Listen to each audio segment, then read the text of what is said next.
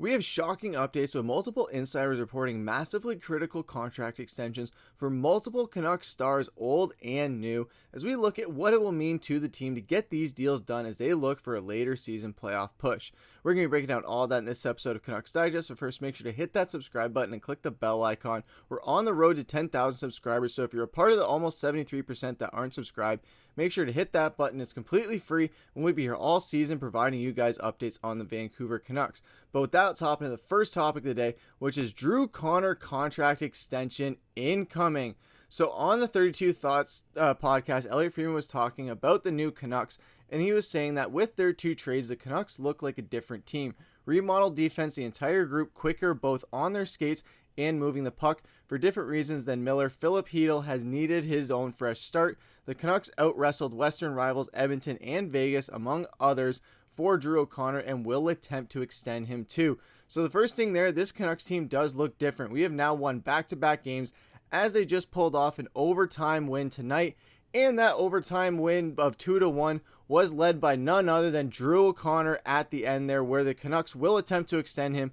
And after tonight, I think he is guaranteed to be extended probably before the end of the weekend, because now he's got goals in back-to-back games since becoming a Vancouver Canuck. He has now been a game winner now for the Canucks as well, scoring us 2 points tonight against the San Jose Sharks on the road, which was a big deal for us, getting not only back-to-back wins, but also finally getting an overtime win where we don't have to just walk away with one consolation point. Now we were able to get a 2-point steal with Drew O'Connor leading the way. That speed, that tenacity. This kid is awesome. I can't wait to see what more he does with the Canucks, and I can't wait to see what that contract extension is going to be. And when looking at his contract extension projections, you see there that it is likely that he probably will get a 3.439 deal at a 4-year length, with the probability being at 59.2%, the 3-year deal at 2.6 being at 36%. But overall, the Canucks do have the space to accommodate that, because right now we're sitting at about $16 million in cap space. So going out and getting that one, 3.4, really like that deal right there for O'Connor. And when you look at his stats as well there, with the Pittsburgh Penguins there, he had a decent season, not a great season, but still pretty solid for what opportunities he had.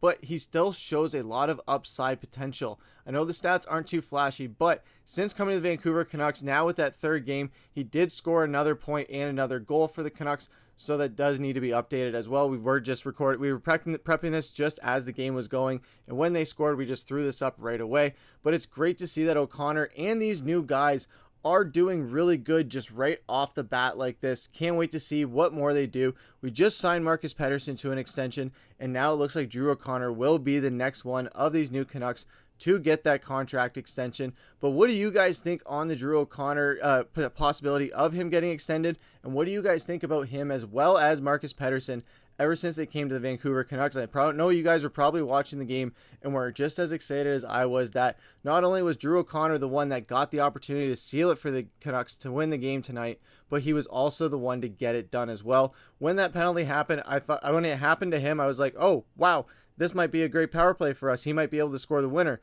But then when they announced that it was a penalty shot because it happened in overtime, I got even more excited, because I just knew that there was a really good chance that it was going to find the back of the net and that we were going to walk away with the win with Drew O'Connor leading the way. It's awesome to see that these new acquisitions are making a splash right away, where when we came into this season, a lot of the new guys that did not make a splash were moved on from, but it seems like these guys, they're ready to play, and they came ready for a fresh start in Vancouver and are so happy to be on this team. And when we look at what Donnie and Dolly were saying there with O'Connor as well, the teams in the East were trying to trade for him, and the Canucks are going to try and re-sign him, just like Elliotte said. It's funny how Donnie and Dolly were saying that there were teams in the East trying to get him, and then Elliotte was reporting the teams in the West. It's almost like they were kind of texting each other saying, hey, you take that side, I'll take this side, and there we go. But then you see there where Brock Boeser is at the top there, and that's going to lead us into our second topic of the day, which is Brock Boeser contract projections. So in that Donnie and Dolly there section where you see that Brock Boeser has been told negotiations are still quiet. Some think the Canucks might keep him for a playoff run, and thinks the Canucks want Boeser at a 5 to 6 year term. And this was elaborated on further in a tweet saying, I would imagine the Canucks would like to get Boeser out of 5 to 6 years, just like they got with Marcus Pettersson.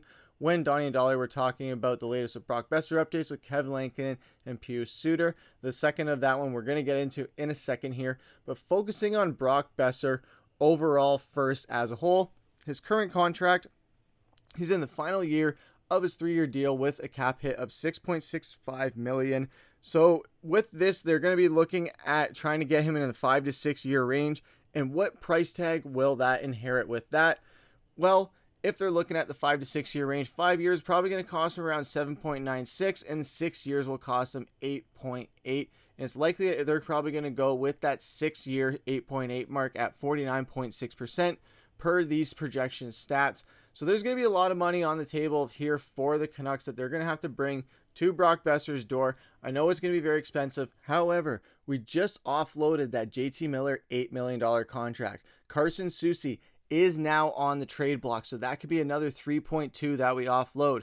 I know that a lot of people were saying that the Canucks are going to go and try and make another move and get another defenseman or another forward, but with the Carson Soucy trade block situation, with the JT Miller, with him being traded, it had me thinking even earlier today, what if this was all for the Canucks to plan to extend Brock Boeser and make this happen? We know last season, just before the deadline, they went and extended Elias Pettersson and gave him that massive contract. Say what you will about it, but as far as the timing of it, we're starting to get around the timing that it was happening this time last year with Elias Pettersson, but it could be shifting over to Brock Boeser, and we just haven't known it this whole time. Maybe, just maybe, the whole plan for the Canucks this whole entire time, was to have, hey, we got this problem with JT Miller and Elias Pettersson. This gives us a chance where we had that iceberg looming ahead at the end of the season where Brock Boeser likely could be losing to free agency because of the price tag it'll warrant. But with JT Miller and Elias Pettersson, okay, we can solve this problem, get rid of $8 million, then we move on from Carson Soucy. That frees up another 3.2 on top of the $16 million that we have. So now we can go sign Brock Boeser, and then we still have some money left over to go at the trade deadline and go and get some other pieces. I really like that idea of thinking. Let us know what you guys think about that as well. Do you think I'm crazy, or do you think maybe that's what the Canucks have been planning all along? Because when we were talking about Brock Boeser leading up until now, a lot of people were saying that it's inevitable that he's going to be moved on from just because of how much it's going to cost and how much money the Canucks have left to work with. But like we covered in one of our last episodes where Mark and I were going through the defensive core and how the salaries have kind of changed and where the Canucks have just magically gotten $16 million to work with, it's kind of changed overnight as far as their cap situation and what liberty they have financially and what freedom they have to go out and get some of these guys. And now, maybe they now have that freedom to go and sign Brock Boeser. So it will be interesting to see what happens in the coming weeks and potentially coming month for the Vancouver Canucks. We know the Drew O'Connor contract extension is coming, and we know that potentially a Brock Boeser contract extension is in the works. But let us know what you guys think down below on Brock Boeser. If it is those terms, would you sign him to that length and that amount of money on an annual salary? Let us know what you guys think down below. That's going to take us into our third topic of the day, which is Lankinen talks are quiet. So we see here on the third part of that graphic from Donnie and Dolly that talks with Lankinen have been very quiet with him. And when looking at his contract for this season, he is on that 1-year deal at an $875,000 deal, which we got on an absolute steal.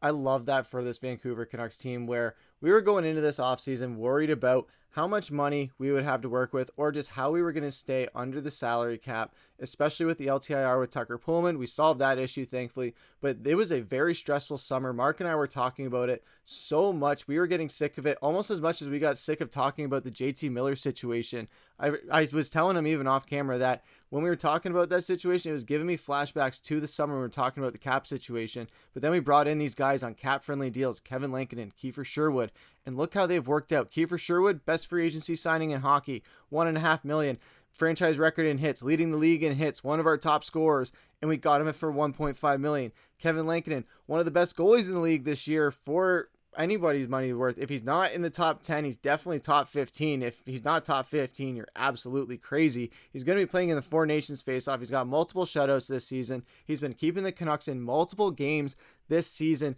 based on his talent alone. So Kevin Lankinen obviously is a fantastic goalie in this league, and they got him out on absolute steal. So as far as keeping him around, it's going to be interesting to see what price tag that will warrant to keep Kevin Lankinen on this Vancouver Canucks team, especially when Thatcher Demko, he's now getting things clicking now. So Kevin Lankinen, he's going to try and make a case and have an extra chip on his shoulder when he's getting these starts, because not only is he technically competing with Thatcher Demko now, because these guys are both having great seasons and are definitely not the problem in Vancouver. So if he has that going for him as a chip on his shoulder, on top of it being a contract year where he's going to fight for getting more money than $875,000 on another contract on a 1-year rental deal, or he wants to go out and get a long-term deal, lots of money, and stay with a team for a long time. Will that team be Vancouver? What do you guys think down in the comments? If it's Kevin Lankinen, what do you guys think you would sign him for, and what would that length be? Let us know what you guys think down in the comments. What did you guys think about tonight's victory over the San Jose Sharks? I know it was a pretty lackluster game for the most part. Not many high danger chances, not much going. It was kind of a snooze fest for the first two periods, but then things kind of got going in the third with a little bit of life. But overtime was where things happened for the Canucks, and we finally got another overtime win. It's been very few and far between this season for the Canucks, but we finally got one and we're able to get 2 points. But that's going to do it for this episode of Canucks Digest. Leave a like, comment, subscribe, hit that bell icon so you don't miss the new episodes when they drop. We're going to be back tomorrow with another episode, so stay tuned for that. But with that, I've been your host, Griffin. Take care.